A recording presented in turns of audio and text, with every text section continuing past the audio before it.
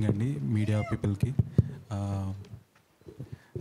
So చాలా ఏదో మాట్లాడాలనుకున్నాను, మొత్తం మర్చిపోయాను పైకి వచ్చేసరికి. పర్లేదు, మాట్లాడతా.